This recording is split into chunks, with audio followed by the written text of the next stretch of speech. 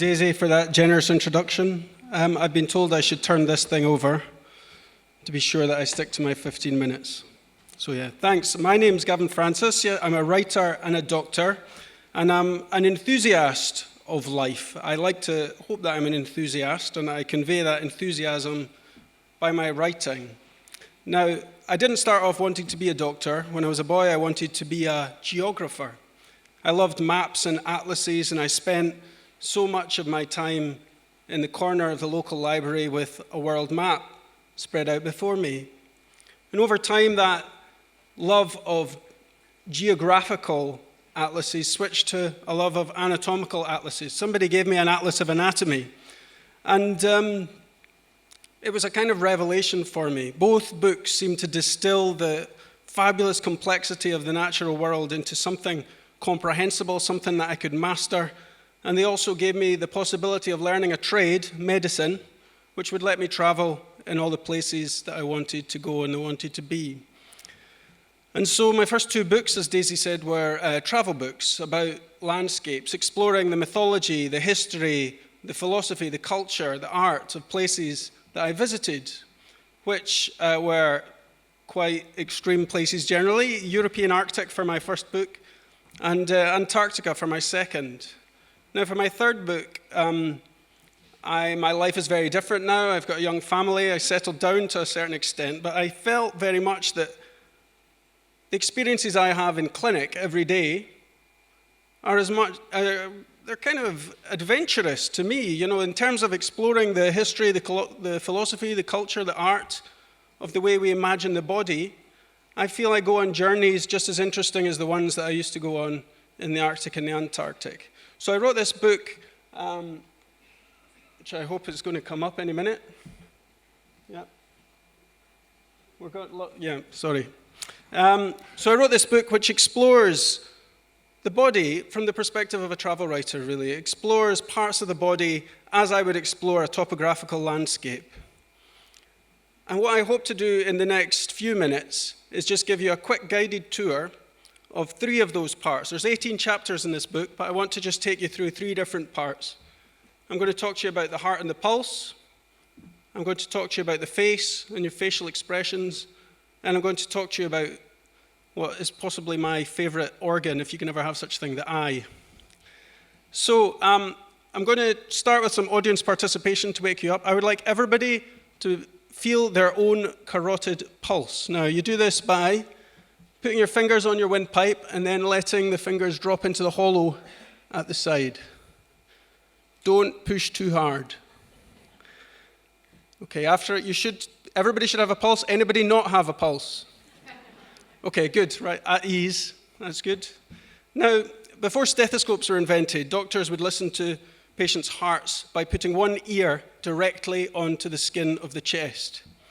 And once or twice, when I've had to rush out of my clinic on an urgent house call and left my stethoscope behind on the desk, I've had to rediscover the traditional method of sticking my ear directly onto somebody's chest. It helps if you put a finger in the other ear. And after a while, you begin to hear the sound that blood makes as it goes through the chambers and the valves of the human heart. Now, a healthy human heart, you shouldn't hear the blood at all. All you should hear is the sound of the valves closing, which sounds something like this. If it's coming. Wonderful. So that's what you should hear if your heart is working properly. Now, the ancient classical belief about the heart was that it wasn't a pump. It was a chamber for mixing blood with vital spirit, which was distilled from the air by the lungs. So the idea was that your liver was generating blood moment to moment, liters and liters of it a minute. That blood traveled up to your heart, where it was frothed together with vital spirit. And sometimes when you listen to somebody who has a murmur, they have turbulent flow of blood through the heart. That's kind of how it sounds. It sounds like that classical vision of the heart. This is a murmur coming up right now.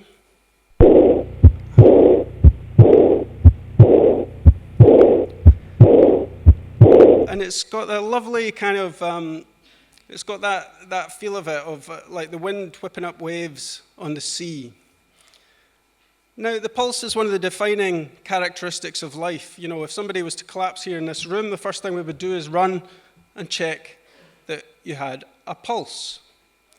We don't believe anymore that the liver generates blood and then the heart just froths it up. Of course, that belief fell away 1628 when a guy called William Harvey realized that the heart was a pump. And nowadays, actually, we have that old classical idea living on in heart-lung bypass machines. Heart-lung bypass machines still, they suck blood out of the heart, pass it through a chamber where they froth it, essentially, with air. Now they use membranes, but in the 70s they used to actually bubble them, just the way the ancient Greeks imagined. And the pulse is still characteristic of life, and the pulse might be more essential than we usually give it credit for, because there's a syndrome experienced by people who have heart-lung surgery, who have been on heart-lung bypass machines, where they wake up depressed, disorientated, disinhibited. And people believe, there's lots of theories about why it happens, but it may be because they've spent a period of time without the natural pressure pulse of a beating heart. The brain can survive on a heart-lung bypass machine, but the blood, even the best machines, can't mimic the pressure pulse of a beating heart. There's another situation in clinic where I listen to the hearts of my patients, and that is when a pregnant woman comes to my clinic worried that she hasn't felt her baby move for a day or two. And just as if somebody was to collapse here, we would rush to feel a pulse. If you haven't felt your baby move for a day or two, the first thing we do is try and check the pulse of the baby. And it's one of the most wonderful sounds you can hear in the whole of medicine. Clinics are generally not places, of course, entirely filled with joy, but sometimes they are filled with joy. And that one of those incidences is when you can reassure somebody that their pregnancy is going ahead healthily. And it's the most wonderful sound to hear two heartbeats within one. So just before I move on to talking about the face, I'm going to see if you can distinguish here two separate heartbeats in one being. This is what the sound I hear when I check the pregnancy is proceeding normally. A baby's heart goes at about 140, 150 beats a minute, so it's very fast. And a mother's heartbeat goes about 70 beats a minute. So just see if you can hear the difference.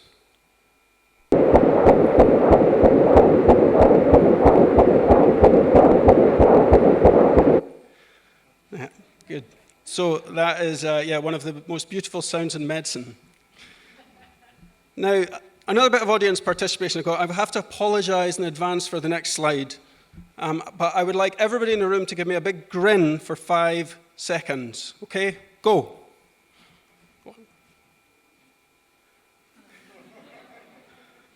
Okay, relax.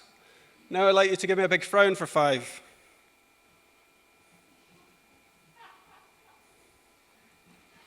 Good, okay, relax. Now, I just want you to reflect which was easier and how did they both make you feel. Now, I paid my way through medical school with 2 different jobs. One on Tuesdays and Saturday nights, I was a barman. And in the summer holidays, I used to dissect human cadavers to prepare the bodies for the students to learn the following term. And so I probably dissected between 20 and 30 human faces. And if you dissect a lot of human faces, you start to notice differences between people. And it's I always felt it as a great privilege and a great honor. It was tremendously beautiful. The elegance of the human body beneath the skin is tremendously, is very, very elegant. And so it was a privilege to journey from the skin, very reminiscent of life, down to the skull, which we still consider so emblematic of death. And sometimes I would find faces where the smiling muscles, which are called zygomaticus, they're F and G in that diagram. Smiling muscles were very well built up. Sometimes I would find somebody whose frowning muscles were very well built up. K, for those of you who want to practice at home. Sometimes I would find a face where half was well developed and half wasn't, implying perhaps survival following a stroke, or maybe Bell's palsy, which is paralysis of one half of the face. This is a drawing by Charles Bell, who was an Edinburgh surgeon and anatomist who gave his name to Bell's palsy. And Charles Bell didn't want to be a doctor when he was a boy, like me. He wanted to be a painter. And he wrote a very beautiful book about the facial expression in fine art, published just at the turn of the 19th century. And in it, he writes about how important it was for artists to understand facial anatomy in order to adequately convey expression. Of course, he wasn't new in that. Leonardo da Vinci, it was one of his central preoccupations. And da Vinci has, in the Queen's collection, there are some beautiful folio drawings from da Vinci's explorations of facial anatomy. Da Vinci believed that the soul was in direct communication with the face. And so when he painted the Mona Lisa or the Last Supper, every single apostle has a different expression. He believed he was giving an insight into the storm of human emotions at that moment when Jesus said, "One of you shall betray me," at the Last Supper. Incredible to look at that painting with an anatomist's eye as well as an artist's eye. And just as Da Vinci believed that the soul was in communication with the face, Bell believed the soul was in communication with the face, no less than Charles Darwin, who in the late 19th century found a copy of Bell's work and decided to build on it. He wrote a book called The Expression of Emotion in Man and Animals. And in that book, The Expression of Emotion in Man and Animals, there's a wonderful line. He says, "He who gives way to violent gestures will increase his rage. He who does not control the signs of fear will experience fear in greater degree." And that idea that just by showing our fear or showing our happiness, we change the way we feel and we change the way we are, has been borne out by modern psychology and modern physiological research. So it's true. Essentially, how you are becomes who you are, and everybody should keep smiling, I think. Now, I promised you I would talk a little bit about the eye, just because I love the eye so much. This is the inside of an eye. Now, my clinic in Edinburgh has a large east-facing window, and for most of the year I examine my patients in natural light. And the exception to examining them in natural light is when they complain of a problem with their sight. And then it's necessary for me to close the blackout blinds, feel my way in darkness back towards the chair where they're sitting, and then I take an instrument called an ophthalmoscope, put it millimeters to my eye, and gaze into their eye. And what do I see? Sometimes I see jagged, shiny lines caused by high blood pressure that look like lightning bolts. Sometimes I see pale, fluffy clouds caused by diabetes, and they do look like cumulus clouds. Only once I've ever seen what's called stormy sunset eye, which is central retinal vein thrombosis. So the blood can't get out of the eye, and it fills up with this gorgeous color, although not so gorgeous for the patient. And the first time I ever looked into the vault of a patient's eye in that way, an amazingly intimate examination, usually both of us are holding our breath while all this is going on, bumping noses. The first time I ever looked up, I was reminded of those medieval diagrams that show the heavens as an upturned bowl. And it wasn't physiologists and doctors who figured out how the eye works, it was astronomers. Back in the 1660s, when lens technology was revolutionizing astronomy, people like Johannes Kepler figured out that it was the retina that did the seeing, not the lens. People like Newton, Isaac Newton, famously did an experiment inserting a blunt bodkin behind his eye and denting the retina from behind. And so astronomers figured out the way our eyes work. Now, to me, it's just the most tremendous sense, because although you taste what's in your mouth, you touch what's in your reach, you hear for a few miles and smell for a little bit less, it's only through our sight that we're in direct communication with the sun and with the stars. There's no direct light here now, but if we'd been sitting now in direct light, the sunlight coming in through the windows was born through nuclear fusion in the core of the sun 8.5 minutes ago. And it was going past the orbit of Venus 3 minutes ago. The light outside will get to Mars in about 4 minutes' time, Saturn in about an hour. So the eye is truly what connects us with the infinite. Now, finally, I just want to check, have you all still got a pulse? Good, thank you very much.